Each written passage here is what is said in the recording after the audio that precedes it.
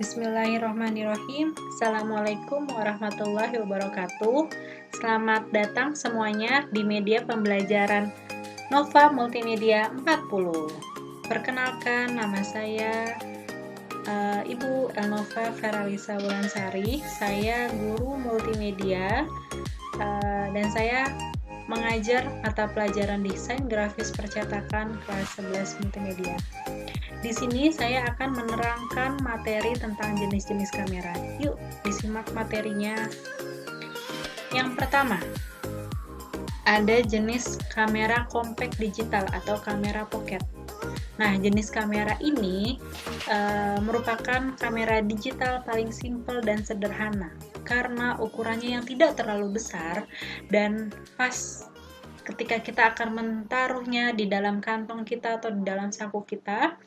Terus dia juga sangat ringan, kita tidak membutuhkan tas yang berukuran besar untuk membawanya. Kemudian kamera ini juga dipilih untuk pengguna yang membutuhkan kamera simple sekedar untuk mendapatkan foto saja. Selanjutnya, kamera compact digital ini memiliki fitur sederhana yang mudah untuk digunakan dan dan dia itu juga didesain untuk mudah digunakan oleh siapa saja gitu, bukan untuk orang yang profesional saja, bahkan untuk orang-orang yang tidak pernah memegang kamera pun bisa menggunakan kamera tersebut gitu, karena fiturnya mudah sekali untuk digunakan. Kita lanjut.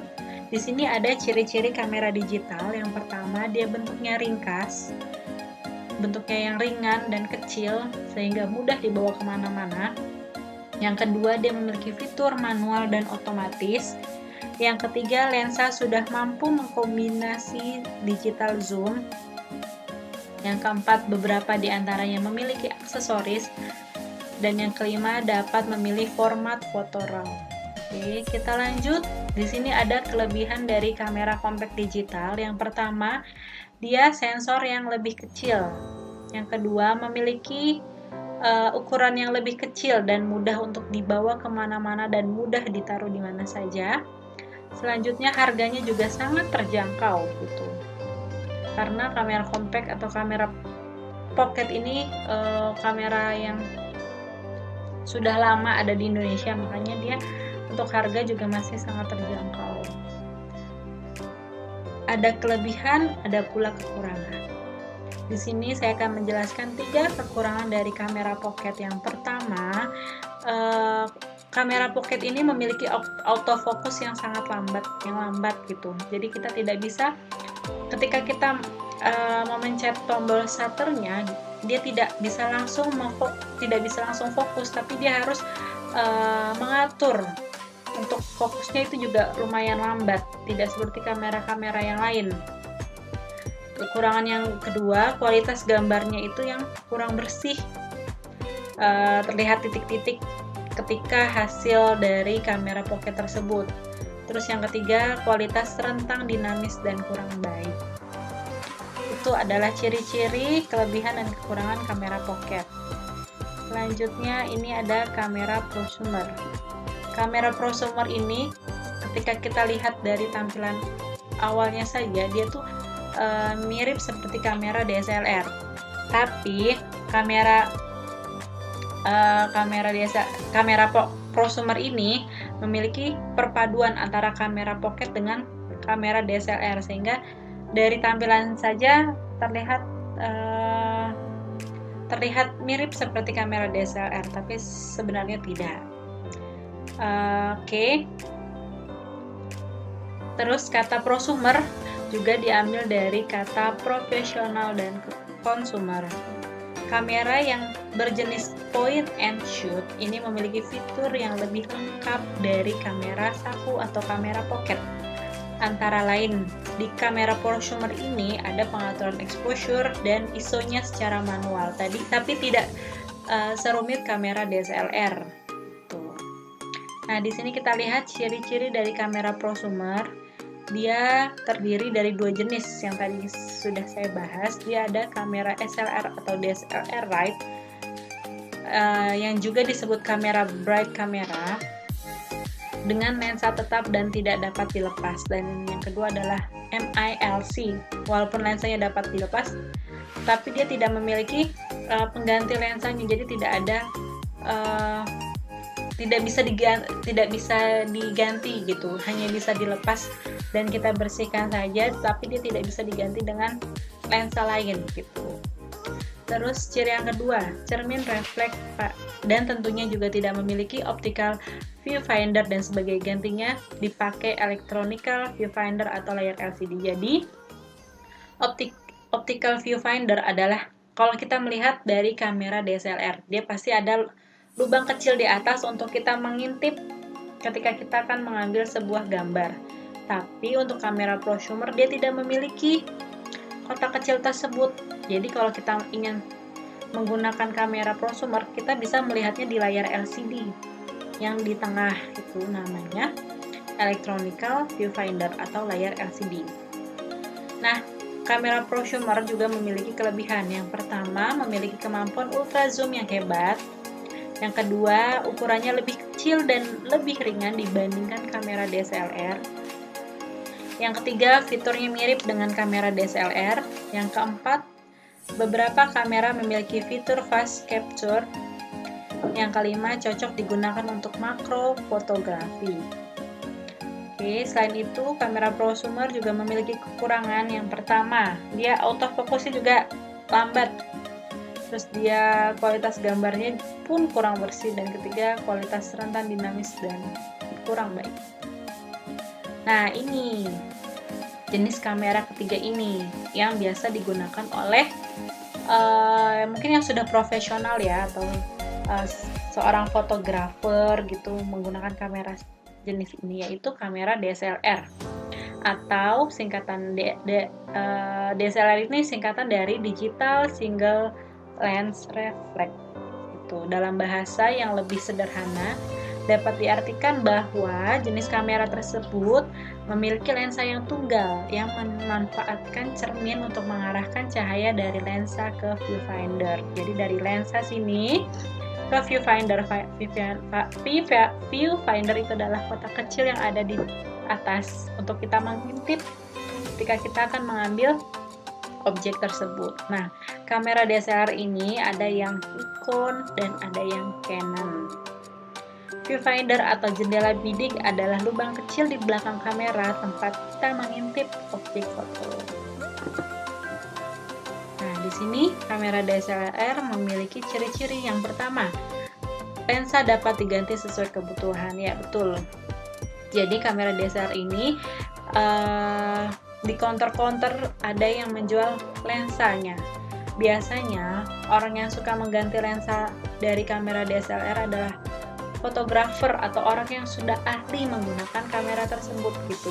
Biasanya orang yang ingin mengambil dengan jarak jauh biasanya tuh harus menggunakan lensa yang atau tele yang cukup panjang sehingga bisa menjangkau gambar atau objek yang jaraknya jauh dari mata kita gitu, sehingga objek tersebut tampak ketika kita akan mengambil gambar tersebut gitu.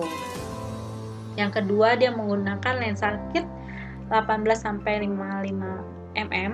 Terus kamera DSLR juga memiliki aksesoris kamera yang cukup banyak gitu, yang bisa kita ganti, yang bisa kita cari di counter-counter kamera. Nah, kamera DSLR ini juga memiliki kelebihan. Yang saya bahas di sini ada 5 kelebihan dari kamera DSLR. Yang pertama, lebih fleksibel dalam penggunaan. Yang kedua, kualitas gambar lebih memuaskan. Yang ketiga, fitur fotografi lebih memadai. Yang keempat, mudah untuk upgrade. Dan yang kelima, kinerjanya sangat mumpuni untuk fotografi. Selain kelebihan, pasti ada kekurangannya dong. Di sini saya akan menjelaskan 3 kekurangan dari kamera DSLR. Yang pertama, harga relatif lebih mahal. Betul sekali, kamera DSLR ini memiliki harga yang sangat mahal, tergantung dari seri dan tergantung dari tipenya. Tipenya semakin kecil, maka kamera tersebut akan semakin mahal. Karena apa? Karena tipe yang kecil otomatis dia memiliki fitur-fitur yang lebih lengkap, fitur-fitur yang lebih canggih, dan fitur-fitur yang lebih wow gitu. biasanya digunakan oleh orang yang sudah handal, digunakan oleh seorang fotografer yang membutuhkan kamera untuk dapat menghasilkan hasil yang bagus. Tuh, makanya harga DSLR ini harganya relatif mahal. Yang kedua, ukuran dari kamera DSLR ini adalah cukup berat, cukup besar, sehingga ketika kita ingin membawa kamera tersebut kita membutuhkan tas tersendiri. Agar apa? Agar lensanya mungkin tidak terbentur, tidak tergores, atau tidak kegencet ya istilahnya ya. Terus kamera DSLR ini sebenarnya cocoknya untuk orang yang profesional. Tapi ketika kita ingin belajar kamera DSLR juga tidak apa-apa gitu. Tapi memang agak sulit karena kamera DSLR ini ketika kita akan menggunakannya, kita harus mengatur yang namanya exposure, shutter speed, ISO, terus dan lain-lain. Oke, yang selanjutnya ada kamera mirrorless. Kamera mirrorless adalah kamera yang tidak memiliki cermin dari jendela bidik optical atau viewfinder seperti kamera DSLR. Namun, kualitas gambar yang dihasilkan setara karena image sensor yang digunakan sama besar. Jadi, kamera mirrorless ini dia tuh tidak memiliki viewfinder atau kotak yang di atas ini yang jendela kecil untuk kita mengintip, itu tidak ada pada kamera mirrorless. Tapi hasil yang dihasilkan dari hasil gambar yang dihasilkan dari kamera mirrorless ini tidak kalah bagus sama dengan kamera DSLR karena dia memiliki lensa yang cukup besar sama seperti kamera DSLR. Ciri-ciri kamera mirrorless yang pertama, ukurannya relatif lebih kecil dan ringkas, jauh lebih ringan, terus kualitas fotonya itu ya nggak jauh-jauh banget deh sama DSLR karena dia memiliki lensa yang besar sehingga bisa menangkap cahaya dan akan menghasilkan gambar yang sama bagusnya seperti kamera DSLR. Terus ukuran sensornya setara dengan DSLR kelas menengah, terus memiliki opsi mengganti lensa. Jadi mirrorless ini juga kita bisa mengganti lensanya sama seperti DSLR. Terus harganya pun tidak semahal DSLR, jadi harganya masih di bawah DSLR. Kelebihan dari mirrorless, yang pertama tidak memiliki cermin atau tidak memiliki viewfinder, terus desainnya minimalis serta bobot yang ringan, harganya lebih murah daripada DSLR, terus kinerjanya pun juga bagus sama seperti kita menggunakan kamera DSLR. Kekurangannya, gambar dalam jendela bidik dibalik secara horizontal atau dari kiri ke kanan yang mengakibatkan pembingkaian foto yang sulit, terutama bagi pengguna yang belum berpengalaman atau objek yang berat. Lanjut, ini ada kamera Polaroid. Kamera Polaroid ini bisa disebut kamera instan karena ketika kita mau foto menggunakan kamera Polaroid gitu, hasilnya bisa langsung jadi foto tersebut bisa langsung tercetak, dia bisa keluar melalui bawah sini. Jadi kamera Polaroid ini memiliki kertas tersendiri, jadi kertasnya dimasukkan ke dalam kamera tersebut, kita membidik atau mengambil gambarnya, kemudian bisa kita langsung cetak dan keluarnya akan di bagian bawah sini. Oke, ciri-ciri kamera Polaroid yang pertama memiliki kemampuan cetak foto langsung jadi. Yang kedua memiliki film khusus yang dinamakan film Polaroid. Kelebihan kamera Polaroid, jadi bisa langsung jadi fotonya ketika kita selesai membidik, bisa langsung kita print atau kita cetak. Yang kedua, model dan desain yang unik dan stylish dan elegan. Kekurangan kamera Polaroid, kualitas kamera tidak sebagus kamera digital lainnya, dan ukuran foto standar terbilang kecil. Jadi foto misalkan kertasnya ukuran